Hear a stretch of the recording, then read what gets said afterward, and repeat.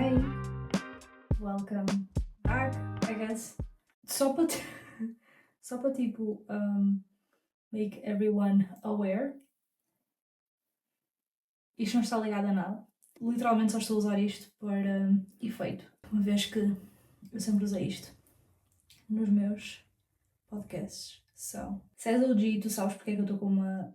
Estou a beber chá. Visto que eu não bebo chá, eu devia beber chá, se calhar. That would help. Como podem ver, hoje não é um episódio normal. Actually, não era sequer suposto ser um episódio.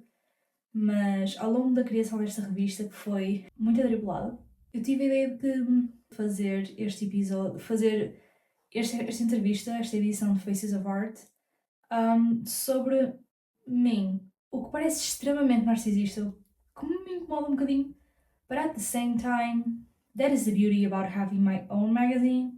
E acho que faz todo sentido fazer esta edição, meio uma entrevista a mim, porque há muita coisa que eu tenho vindo a sentir estes últimos meses, este ano, digamos. Não vou mentir, esta edição, apesar de ser a edição que eu mais adoro, se bem que digo isto todas as edições, let's be fucking for real, é a edição que eu tinha expectativas muito altas, porque eu sabia exatamente o que eu queria fazer e metade das coisas eu não consegui fazer por causa de circunstâncias da vida, por causa do quão difícil está viver. Sim, em Portugal, mas também fora, mas sim, muito em Portugal. Esta última semana tem sido caótica. Eu literalmente todo o tempo que estou viva, acordada, ou estou a trabalhar o meu trabalho my 10 to 7, ou depois do meu 10 to 7, e aproveito a meia hora do almoço, estou a fazer a minha revista. Em vez de estar aqui a falar, como vocês sabem que já é costume, vou então responder às perguntas que a minha entrevistadora preparou, a.k.a. eu também. Esta é a entrevista mais estranha de sempre. 5 anos depois do primeiro número da Breakfast and Silk Dress, se olhares para trás, que versão de ti criou esta revista?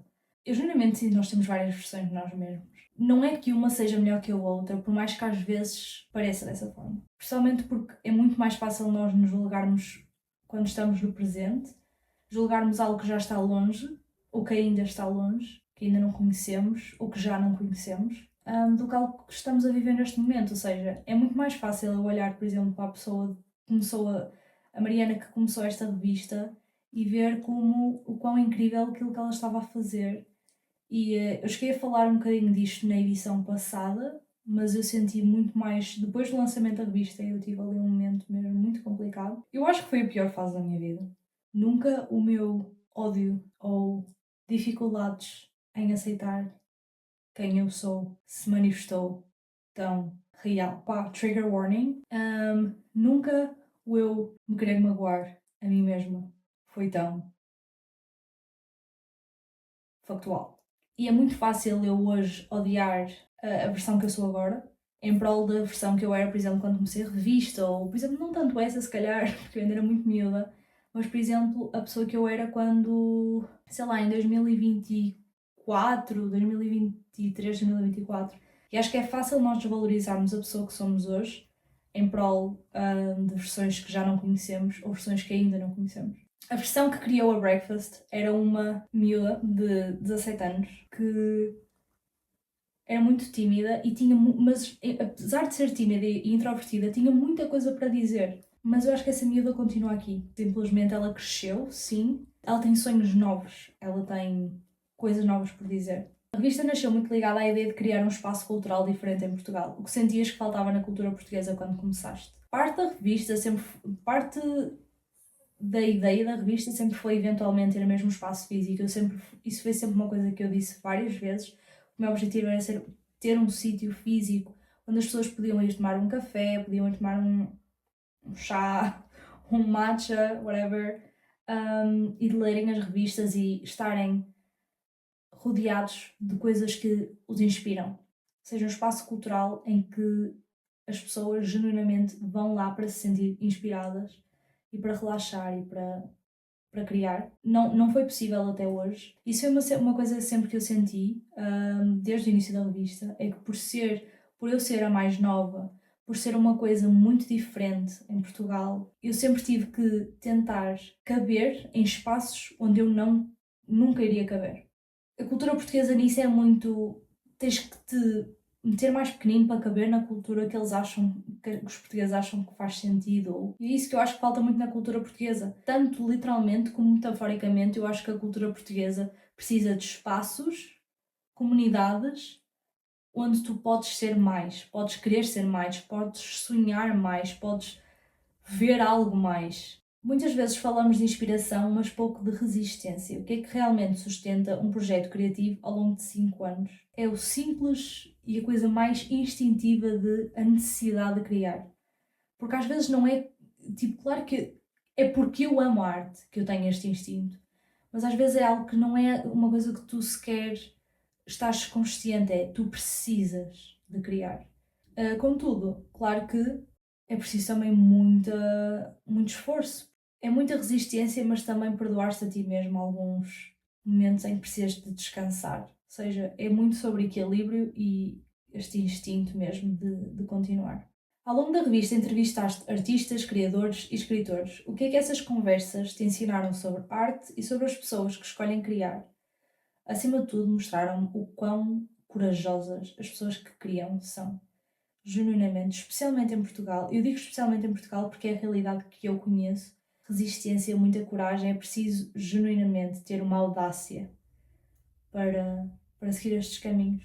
A cultura independente em Portugal continua a enfrentar muitos desafios estruturais. O que achas que ainda falta para os projetos culturais consigam florescer com mais estabilidade?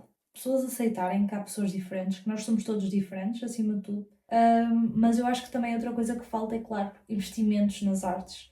Mas isso é muito difícil em termos, sabe? Portugal já está a lidar com imensa coisa e por isso é que eu acho que empresas que apoiam artistas independentes é essencial. Na área da música, a OneRPM, genuinamente, onde eu trabalho, é algo que eu não podia dizer melhor. Imaginem a ver isto para todo tipo de criação. Em paralelo, criaste também o Breakfast at Mais, um espaço mais íntimo a explorar ideias sobre vida, espiritualidade e criatividade. O que é que esse formato permitiu expressar que talvez a revista não permitia? Permitiu explorar-me a mim mesma, porque eu nunca quis que a revista fosse sobre mim. Claro que a maior parte dos photoshoots sou eu, a capa sou eu, só houve uma capa que não fui eu. Tem tudo muito a minha voz, é tudo muito focado na minha voz, mas eu sempre quis que a revista fosse um palco para outras pessoas, porque as pessoas em mim que se conseguissem rever elas. E eu acho que o Breakfast at Maris, apesar de ter iniciado como algo para dar dicas sobre espiritualidade e falar sobre esses assuntos, tinha muito sobre mim, tinha muito sobre, não só a parte do YouTube, tinha vlogs, tinha conteúdos sobre a minha vida, mas mesmo o podcast era muito também sobre mim, era eu a falar sobre as minhas vivências. Eu acho que às vezes a revista pode-me desumanificar um bocado. Ver uma pessoa toda pousada para uma capa ou para um photoshoot ou para um lookbook, é diferente ver uma pessoa aqui a falar. Depois de 5 anos a construir este universo editorial, qual sentes que pode ser o próximo capítulo para a Breakfast in a Silk Dress? Eu acho que eu preciso de uma pausa. É genuinamente muito assustador para mim a ideia de parar de fazer a revista e os últimos meses eu tenho ido muito para a frente e para trás com esta ideia. Eu acho que passei tantos anos a viver através do papel. Eu não estou a dizer que a Breakfast vai deixar de existir. Eu se calhar até vou aparecer um bocadinho mais, vou ter cabeça para aparecer um bocadinho mais nas redes ou um bocadinho mais no online. Mas a Breakfast neste momento eu sinto que vai ter que fazer uma pausa porque eu não consigo dar aquilo que ela merece.